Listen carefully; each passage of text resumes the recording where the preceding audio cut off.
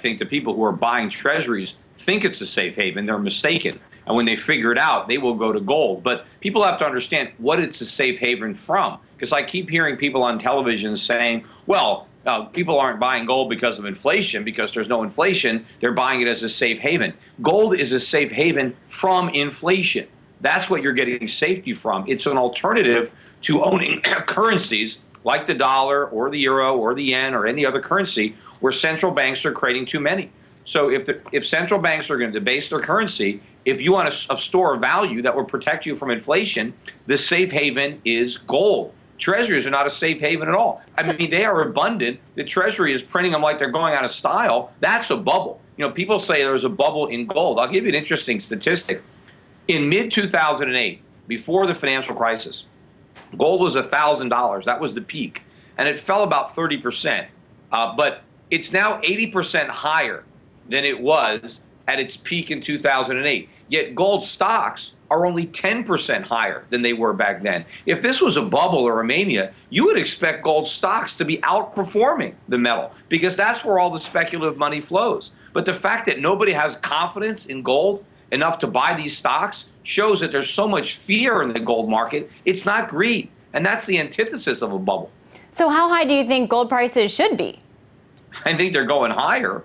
And, you know, there's no, as I said, there's no floor to these fiat currencies if they keep printing them, particularly the dollar. So there's no ceiling to the price of gold. But really, you know, if you look at gold, gold is like a thermometer on the economy. It's like if a doctor takes your temperature and you got 105, he can't just send you on your way. I mean, obviously, there's something wrong with you or you wouldn't have 105 temperature. The gold going at $1,800 an ounce, going up every day, is saying that the economy is sick.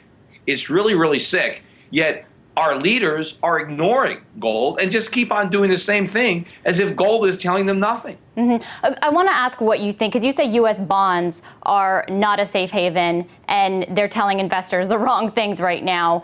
How do you explain then that yields on 10-year treasuries have collapsed to 70-year lows below 2%? They've collapsed because people are buying them because they think they're a safe haven, but they're wrong. And of course, central banks are buying them. But how's their safety? The 10-year treasury is yielding 2%.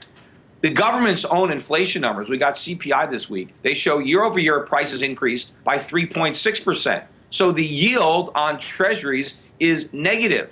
How do you get safety with a negative yield? In fact, the yield is pretty big because you have to pay taxes on that interest. And of course, the government is lying about inflation. Inflation is much worse than the 3.6% that the CPI shows. I think it's closer to 10%. And you know what's interesting is if people remember back to the 1970s, when Richard Nixon imposed wage and price controls, it was because inflation got to 4%. So we were so worried about inflation at 4% that we did something as crazy as wage and price controls. Now, that was the wrong thing to do, but that shows you how concerned we were about inflation of 4%. It's 3.6 the way the government reports it, yet we don't even care. So then are you saying that the whole U.S. bond market is wrong, essentially, and you're right? Absolutely. And that's not going to be the first time where almost everybody's been wrong and I've been right.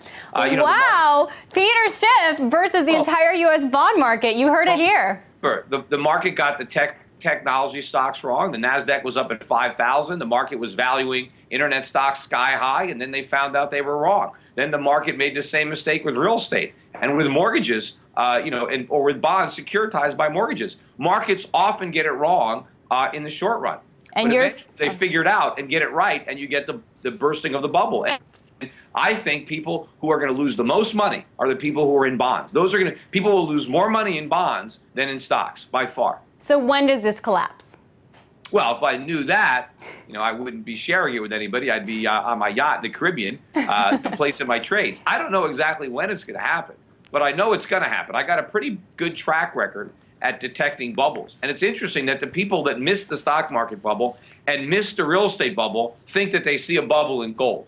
That's the one place there isn't a bubble, because gold is reflecting the loss of purchasing power of fiat currencies. Gold is simply telling you how much money, how much value rather, dollars are losing, euros are losing, yen are losing, RMB is losing. So it's not a bubble because gold's not going up. It's paper currencies that are losing value. Gold is simply letting you know that that's occurring. Do you think, you say that gold prices should show policy leaders that the economy is sick, but does all of the run into the bond markets, into U.S. Treasuries, along with gold, show that people want to have cash? Because at the end of the day, can you pay your bills with gold? Well, sure.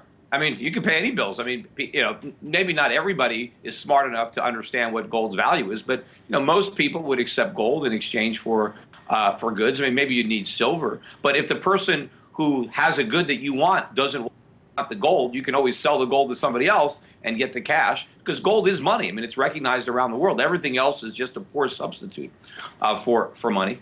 You and Ron Paul say that. Ben Bernanke, Federal Reserve Chairman, seems to disagree. They got into that fight. But I want to... Bernanke never gets anything right, so I wouldn't be surprised that he's got that wrong. Do you think, I want to ask, because Venezuela's leader, Hugo Chavez, is taking his gold out of the U.S. and UK, or he wants to, and he wants to repatriate it. Do you think that's making people worried that there may not be enough physical gold? Yeah, that might be the case. They might be worried that some of these depositories have leased that gold out and that maybe they don't actually have it, or they'll have difficulty getting it back because maybe the people they leased it to have sold it and maybe they don't have the ability to buy it back. There could be a lot of counterparty risk. So that's, people just want to have the gold. I mean, that's what our clients at Euro Pacific Precious Metals and Euro Pacific Capital, we sell physical gold. Most of our clients don't want to own the ETFs for that reason. They don't want any counterparty risk. They don't want any uncertainty. They want gold that they know that they own.